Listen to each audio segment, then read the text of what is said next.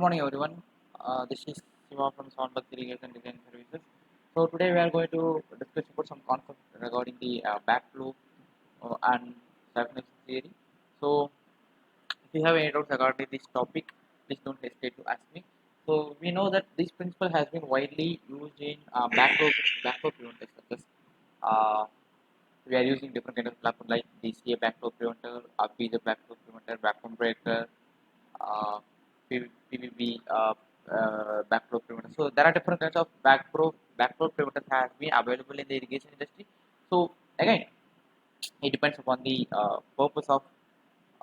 So if, for example, if you are trying to avoid both backflow and siphonage process in the irrigation system, so obviously we need to go with the higher specifications of the backflow preventer or PZ backflow preventer.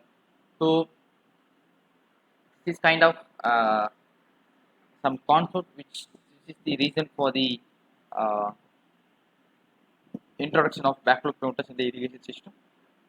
So what's the cause of and what's the cause of backflow and siphonage theory and what will it or what damage it will cause? So these are the things we are going to discuss today.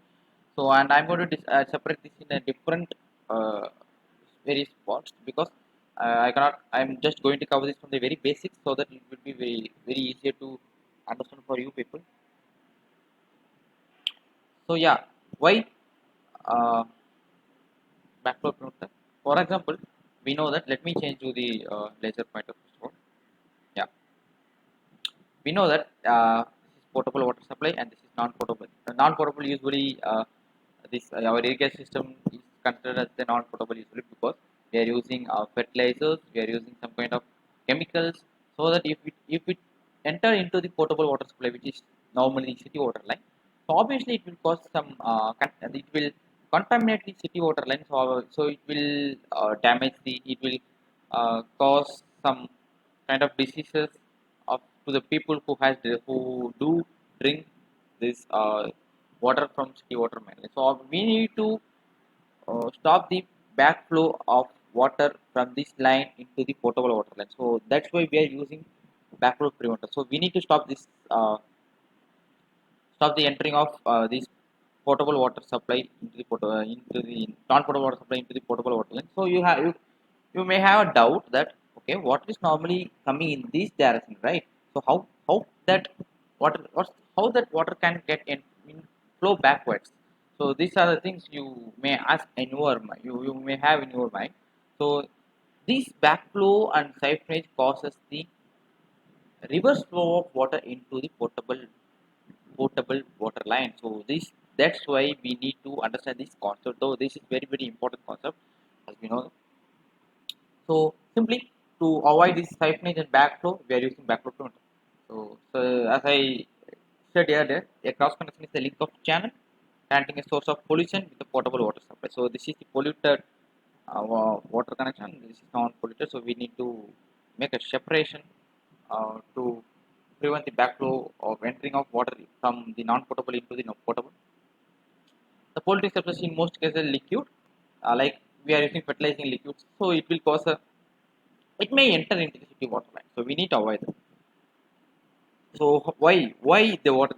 Because the net force between these differs.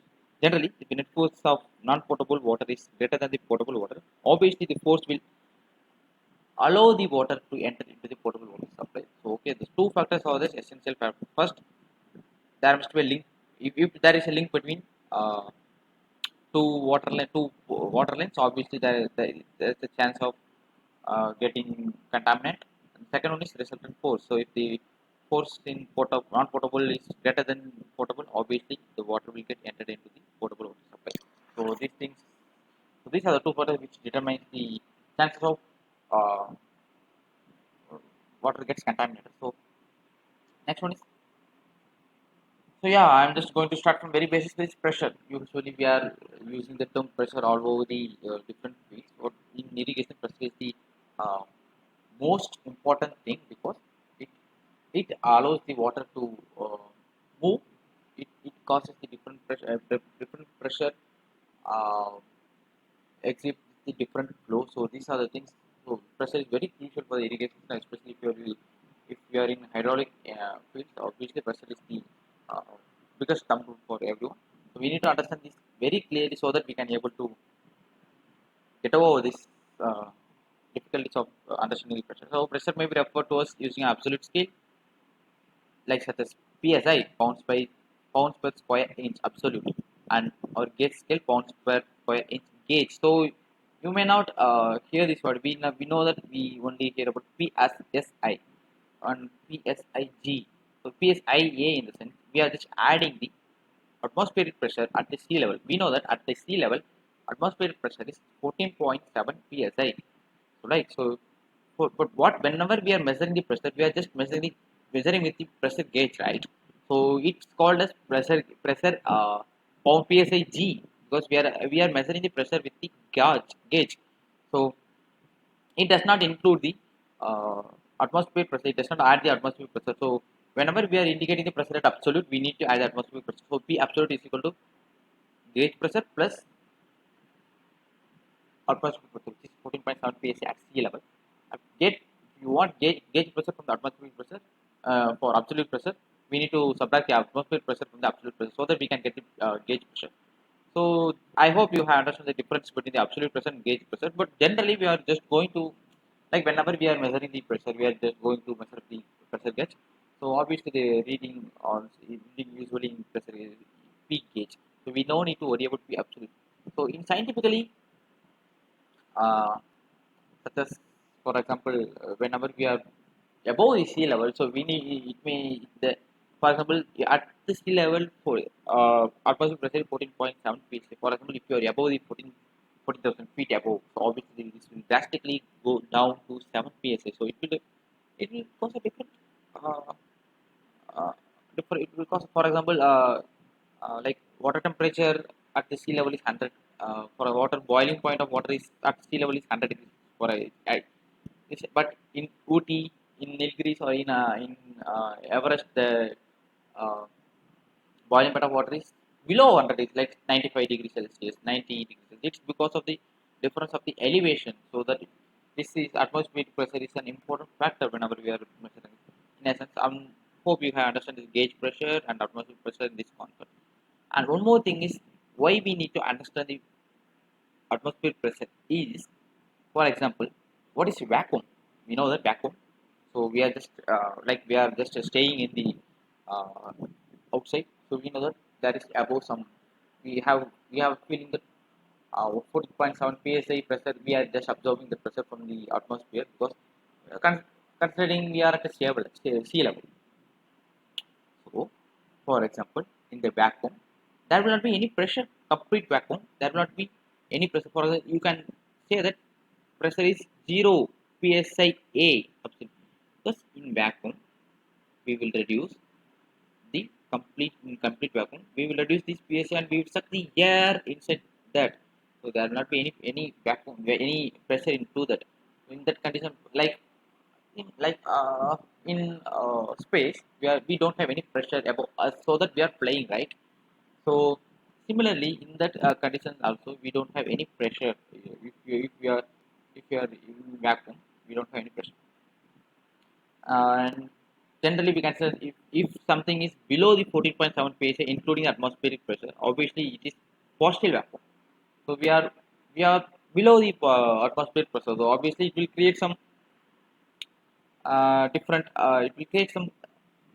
That's where the siphonage occurs. So whenever we are uh, having we are having pressure below than the atmospheric pressure. Obviously, this naturally, without any force, without any external force, naturally water will move back.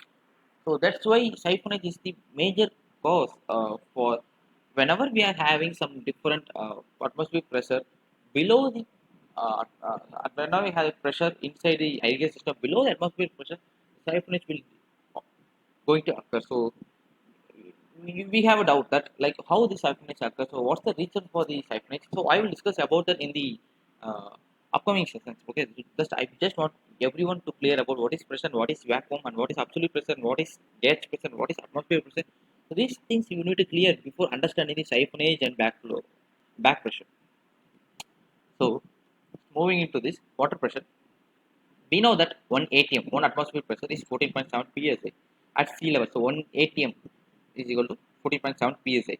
So at sea level, we have the pressure of 14.7 psi from the atmosphere, because we know that atmosphere, sky, from the sky to ground, sea level, some kind of air is between that. So it has some, like air particles has some weight, even though the single particles has negligible weight, but group of all air molecules exceeds some kind of pressure. So it's that it totally it amounts up to 14.7 psi.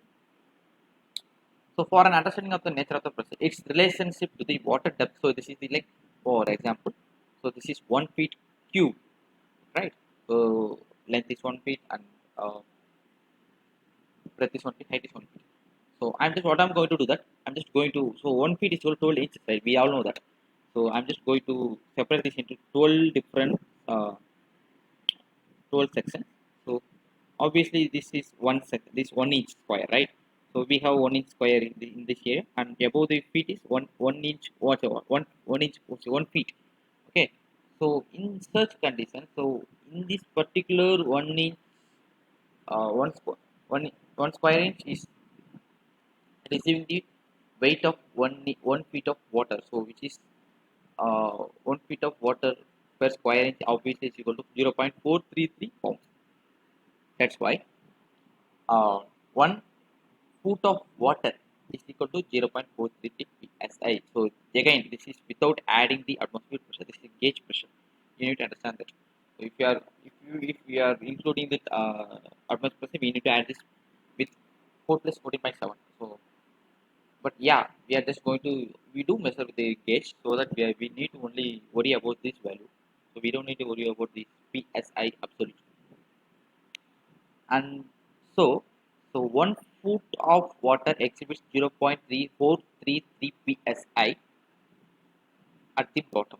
So for example, if we have another 1 foot of height uh, above this cube, what will the pressure at the bottom here, and what will the pressure at the mid level? Just imagine. So we know that we are just adding extra 1 foot. So this bit will be get doubled, because we are again adding 0.433 psi above this feet, above this cube. So this area will get added with the 0.433 psi. And what's the pressure? I'm just going to show you the different picture in this next one. Yeah, I just added this. So now, before it is only 12 inch, which is 1 feet. Now it is 24 inch, which is 2 feet. Okay, fine. So now the pressure has got doubled at the bottom, at the sea level. But what's this? Look at this. So what's this pressure at this mid level? It is 0.433, because from here to here it's only 1 feet, but from here to here it's 2 feet. So there's 1 foot of water exhibits 0.433 psig, but here it's 2 feet. So 2 feet of water, 2 feet of water exhibits 0.8666 0.866 psi. So hope we, similarly, if we have 100 foot, we need to multiply this 0.4333 with 100 feet. So that's how the pressure is calculated. So hope you have understand this, what is pressure and what is absolute pressure, gauge pressure, atmospheric pressure. So I got you cover this topic, because we know that this is very basic. So from that very basic notion occurs. So I just want you to uh, understand this concept. So yeah, even this simple topics takes us about 15 minutes. So I will make you cover this in upcoming session with different topics, different parts. So there are different parts they are yet to come continuing this session. So as of now, thank you for joining today. So we will meet the in continuing session of this particular topic in tomorrow. Thank you. Bye bye.